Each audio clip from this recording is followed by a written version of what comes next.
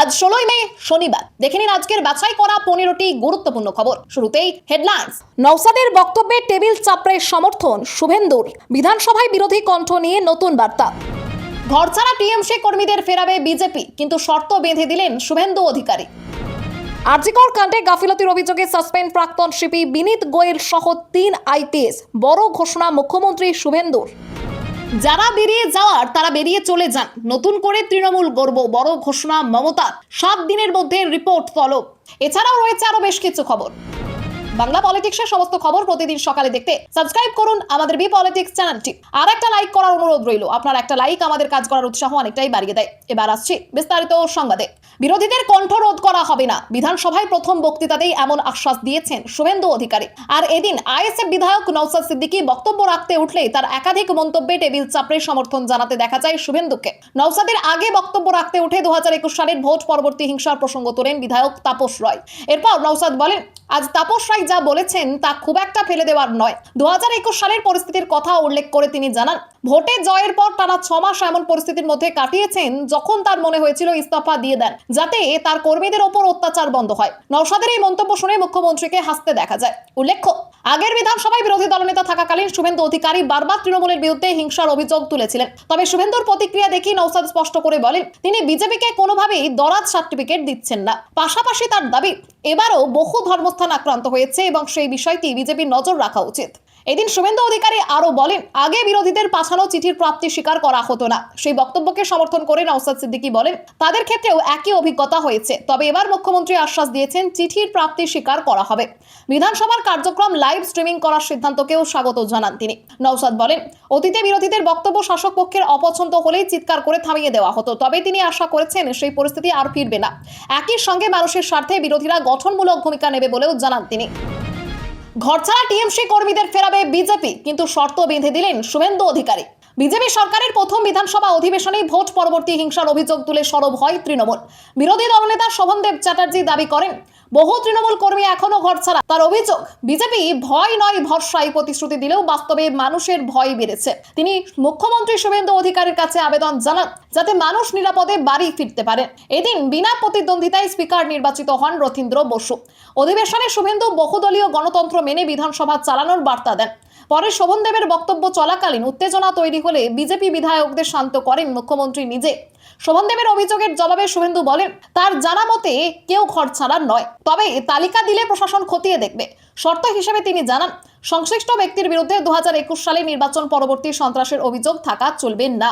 অভিযোগ না থাকলে বিজেপি বিধায়ক ও এসপি তাকে সসম্মানে বাড়ি ফিরিয়ে দেবেন, আর অভিযোগ থাকলে আইনি ব্যবস্থা নেওয়া হবে। যারা বেরিয়ে যাওয়ার তারা বেরিয়ে চলে যান, নতুন করে তৃণমূল গড়ব, বড় ঘোষণা মমতার। 7 দিনের মধ্যে রিপোর্ট তলব। ভোটে ভরাডুবির পর দলের পরিস্থিতি পর্যালোচনায় ফের কালীঘাটে বৈঠক করলেন মমতা ব্যানার্জি। শুক্রবার দলের বিভিন্ন জেলার নেতাদের সঙ্গে বৈঠকে তিনি স্পষ্ট বার্তা দেন, যারা বেরিয়ে যাওয়ার তারা বেরিয়ে চলে যান, আমি কাউকে আটকাবো না। যারা পড়ে থাকবেন তারা নিরেট শোনা, আমি নতুন করে দলকে গড়ব। সূত্রের খবর, বৈঠকে প্রতিটি জেলার সংগঠনের পরিস্থিতি নিয়ে খোঁজ খবর নেন তৃণমূল নেত্রী। তার নির্দেশ, 7 দিনের মধ্যে এলাকা ভিত্তিক রিপোর্ট জমা দিতে হবে এবং কোথায় কেন হার হয়েছে তার বিস্তারিত ব্যাখ্যা পাঠাতে হবে। একই সঙ্গে ব্লক, টাউন ও অঞ্চল স্তরে ছোট ছোট মিটিং মিছিল শুরু করার নির্দেশও দেন তিনি। ঘরছাড়াদের তালিকাও কালীঘাটে জমা দিতে বলা হয়েছে। মমতা আরো বলেন, পার্টি অফিসগুলোর রং ও মেরামতির কাজ শুরু করতে হবে। তিনি নিজেও পার্টি অফিসে রং করবেন বলে জানান। দলত্যাগ প্রসঙ্গে তার মন্তব্য, অনেকেই এখন রং বদলাচ্ছে, তারা চলে যান। পাশাপাশি বেফাস মন্তব্য বন্ধ করার নির্দেশ দিয়ে তিনি বলেন, দলের বাইরে কিছু বলার আগে তা দলকে জানাতে হবে। অন্যদিকে ভোটে হারের পর দেবাংশু ভট্টাচার্যের নেতৃত্বাধীন আইটি সেলের কমিটি ভেঙে 6 সদস্যের নতুন কোর কমিটি গঠন করেছে তৃণমূল নেতৃত্ব। আরজিকর কাণ্ডে গাফিলতির অভিযোগে সাসপেন্ড প্রাক্তন সিপি বিনীত গোয়েল সহ 3 আইপিএস, বড় ঘোষণা মুখ্যমন্ত্রী শুভেন্দুর। আরজিকর কাণ্ডের পর পুলিশের ভূমিকা নিয়ে তদন্ত শুরু করেছে রাজ্য সরকার।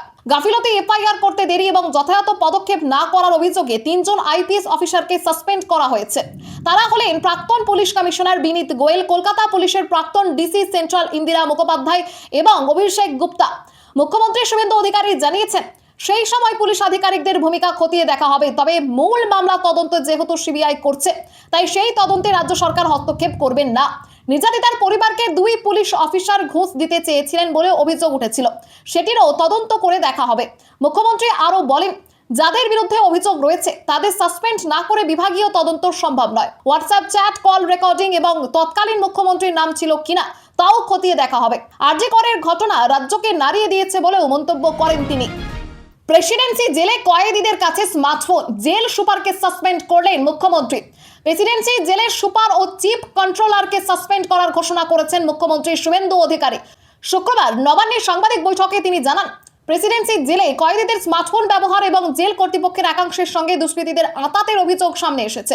ইতিমধ্যেই 23টি স্মার্টফোন উদ্ধার করা হয়েছে।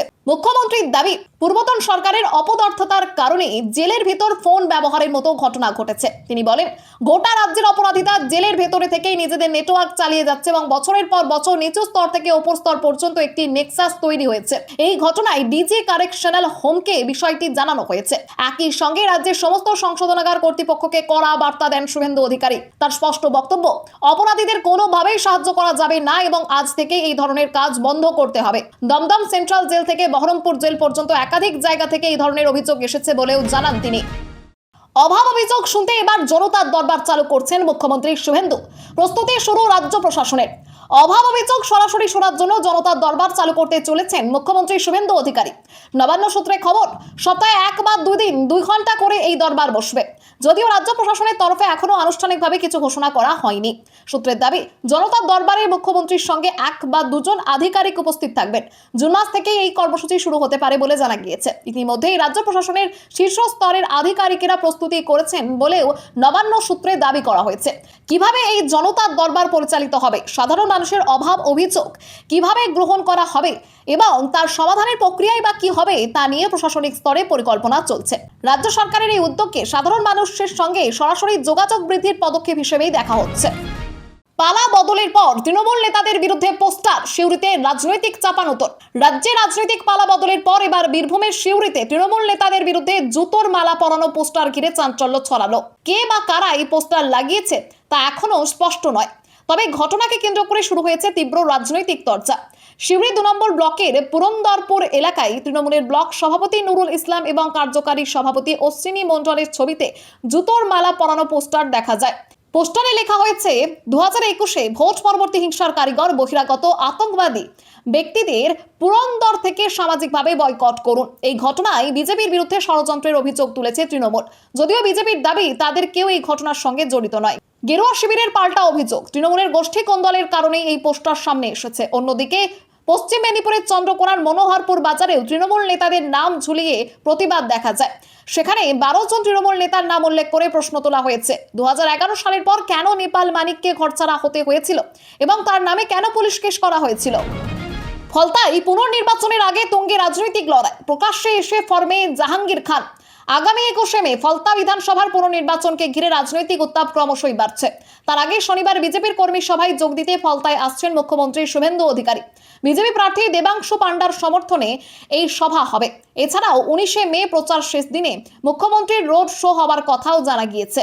এই আবহে দীর্ঘদিন পর প্রকাশ্যে এসেছেন তৃণমূল প্রার্থী জাহাঙ্গীর খান। ভোটের ফল ঘোষণার পর তাকে এলাকায় দেখা না গেলেও তিনি দাবি করেছেন পুরো সময় এলাকাতেই ছিলেন এবং ইচ্ছাকৃতভাবে প্রকাশ্যে আসেননি।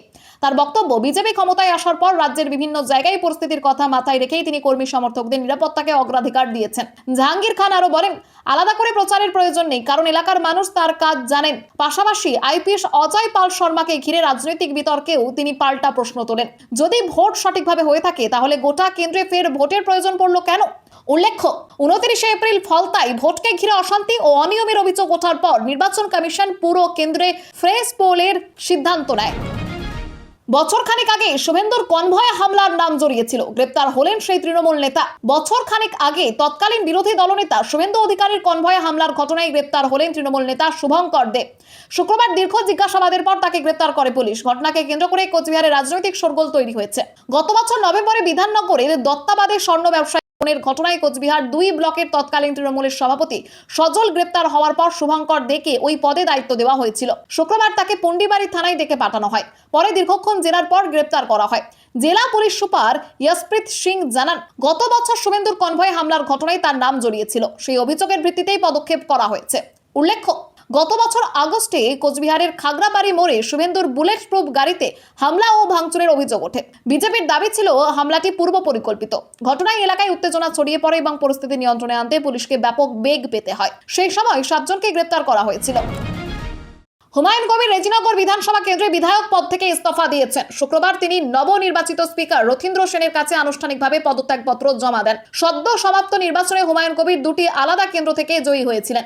তবে নির্বাচন বিধি অনুযায়ী একটি আসন ধরে রেখে অন্যটি ছাড়তে বাধ্য হন তিনি। শেষ পর্যন্ত নওদা কেন্দ্রটিকেই নিজের রাজনৈতিক ভিত্তি হিসেবে বেছে নিয়ে রেজিনগর আসন ছেড়ে দিয়েছেন। ফলে রেজিনগর এখন বিধায়ক শূন্য হয়ে পড়েছে এবং আগামী কয়েক মাসের মধ্যে সেখানে উপনির্বাচন হওয়ার সম্ভাবনা তৈরি হয়েছে। উল্লেখ্য, বাবরি মসজিদ নির্মাণ নিয়ে মন্তব্যের জেরে একসময় তৃণমূল কংগ্রেস থেকে সাসপেন্ড হয়েছিলেন হুমায়ুন কবির। পরে নিজের দল গড়ে নির্বাচনে লড়ে জোড়া জয় পান তিনি। রাজনৈতিক মহলের মতে নওদা কেন্দ্রের কৌশলগত গুরুত্ব ও ব্যক্তিগত ভোট ব্যাংকের কারণেই এই সিদ্ধান্ত নিয়েছেন তিনি। রাস্তায় নামাজ নিয়ে উত্তপ্ত রাজাবাজার, পুলিশের ওপর চড়াও যুবকেরা, নামলো সিআরপিএফ। রাজ্যে নতুন সরকার গঠনের পর প্রথম জুম্মার নামাজকে ঘিরে কলকাতার রাজাবাজার এলাকায় উত্তেজনা ছড়ায়। প্রকাশ্যে রাস্তা আটকে নামাজ পড়াকে কেন্দ্র করে পুলিশ ও স্থানীয় একদল মুসলিম যুবকের মধ্যে বচসা ও বিশৃঙ্খলা সৃষ্টি হয়। পরিস্থিতি সামাল দিতে এলাকায় মোতায়েন করা হয় সেন্ট্রাল রিজার্ভ পুলিশ ফোর্স। স্থানীয় সূত্রে জানা গিয়েছে, শুক্রবার সকালে কিছু যুবক রাস্তার ওপর নামাজ পড়ার প্রস্তুতি নিচ্ছিলেন। সরকারি নির্দেশিকা মেনে পুলিশ বাধা দিলে শুরু হয় তর্কাতর্কি। পুলিশের দাবি, যুবকের একাংশ উত্তেজিত হয়ে কর্তব্যরত পুলিশ কর্মীর দিকে তেড়ে আসেন এবং রাস্তার ওপরেই নামাজ পড়ার দাবিতে অনড় থাকেন। পরে পরিস্থিতি আরো উত্তপ্ত হয়ে উঠলে এলাকায় বিশাল পুলিশ বাহিনী ও সিআরপিএফ মোতায়েন করা হয়। এদিকে নবনির্বাচিত বিজেপি বিধায়ক অর্জুন সিং আগে এক সাক্ষাৎকারে বলেছিলেন, রাস্তায় নামাজ পড়ার অনুমতি দেওয়া উচিত নয় এবং মসজিদে গিয়ে প্রার্থনা করা উচিত। নতুন মুখ্যমন্ত্রী শুভেন্দু অধিকারীর শপথ নেওয়ার পর প্রথম জুম্মার দিনেই রাজাবাজারে সেই কড়াকড়ি প্রতিফলন দেখা যায় বলে রাজনৈতিক মহলের একাংশের মত। গুটকার দাগ আর নোংরা শৌচাগার, সরকারি হাসপাতালের দশা দেখে অগ্নিশর্মা অগ্নিমিত্রা পাল। রাজ্যের সরকারি হাসপাতালগুলোর অস্বাস্থ্যকর পরিবেশ ও পরিষেবা নিয়ে দীর্ঘদিনের ক্ষোভের জেরে এবার কড়া পদক্ষেপের পথে স্বাস্থ্য দপ্তর। সম্প্রতি নারী ও শিশু কল্যাণ মন্ত্রী অগ্নিমিত্রা পলের ঝটিকা সফরে হাসপাতালের বেহাল অবস্থার সামনে আসার পরে নড়ে চড়ে বসে প্রশাসন। বৃহস্পতিবার স্বাস্থ্য সচিব কলকাতার 5টি মেডিকেল কলেজ ও 4টি টিচিং ইনস্টিটিউটের অধ্যক্ষদের নিয়ে জরুরি বৈঠক করেন। সেখানে হাসপাতালে পরিচ্ছন্নতা ও পরিষেবা নিয়ে তীব্র অসন্তোষ প্রকাশ করা হয়। হাসপাতালের দেওয়ালে পানির পিক, ওয়ার্ডে বিড়াল ইঁদুরের অবাধ ঘোরাফেরা, রক্তমাখা মেডিকেল বর্জ্য এবং নোংরা শৌচাগারের মতো একাধিক সমস্যার কথা উঠে আসে। পরিস্থিতি সামাল দিতে স্বাস্থ্য দপ্তর একগুচ্ছ নির্দেশিকা জারি করেছে। পুরনো সাফাই কর্মীদের বদলে প্রশিক্ষিত কর্মী নিয়োগ, সপ্তাহে অন্তত 3 বার গভীর পরিষ্কার, অধ্যক্ষদের সরাসরি নজরদারি এবং স্বাস্থ্য ভবনের তরফে সারপ্রাইজ ভিজিটের নির্দেশ দেওয়া হয়েছে। গাফিলতি ধরা পড়লে কড়া ব্যবস্থা নেওয়ার হুঁশিয়ারিও দেওয়া হয়েছে। স্বাস্থ্য ব্যবস্থায় হাল ফেরাতে কড়া পদক্ষেপ, হাসপাতালগুলিতে নজরদারি শুভেন্দুর। রাজ্যের সরকারি হাসপাতালগুলির পরিষেবা উন্নত করতে তৎপর মুখ্যমন্ত্রী শুভেন্দু অধিকারী। শুক্রবার এসএসকেএম হাসপাতালে স্বাস্থ্য অধিকর্তা এবং কলকাতার বিভিন্ন হাসপাতালের অধ্যক্ষদের নিয়ে বৈঠকে একাধিক কড়া নির্দেশ দেন তিনি। হাসপাতালগুলিতে দালালরাজ ও রেফার রোগ বন্ধে কড়া নজরদারির নির্দেশ দেওয়া হয়েছে। পাশাপাশি স্বাস্থ্য ভবনে একটি ওয়ার রুম তৈরি হবে, যা সরাসরি লিঙ্ক থাকবে মুখ্যমন্ত্রীর ঘরে। বৈঠকে সব হাসপাতালে বেডের সংখ্যা বাড়ানো, ডিসপ্লে বোর্ডে খালি ও ভর্তি বেডের হিসেব দেখানো এবং ডাক্তার থেকে কর্মী সকলের জন্য আইডি কার্ড বাধ্যতামূলক করার সিদ্ধান্ত নেওয়া হয়েছে। মেডিকেল কলেজগুলিতে পড়ুয়াদের নিরাপত্তা বাড়ানো এবং ক্যাম্পাসে বহিরাগতদের প্রবেশ নিয়েও কড়া পদক্ষেপের নির্দেশ দেওয়া হয়েছে। এছাড়া রাজ্য জুড়ে অ্যাপ নির্ভর অ্যাম্বুলেন্স পরিষেবা চালুর পরিকল্পনা নেওয়া হয়েছে, যেখানে সব অ্যাম্বুলেন্সে জিপিএস ট্র্যাকার থাকবে। খুব শীঘ্রই বেসরকারি হাসপাতালগুলির সঙ্গে বৈঠকে বসবেন মুখ্যমন্ত্রী। সেখানে হাসপাতালের 15% বেড রাজ্য সরকারের ব্যবহারের বিষয়েও আলোচনা হওয়ার কথা। খবর আজকের মতো এখানেই শেষ। আবার আসছি।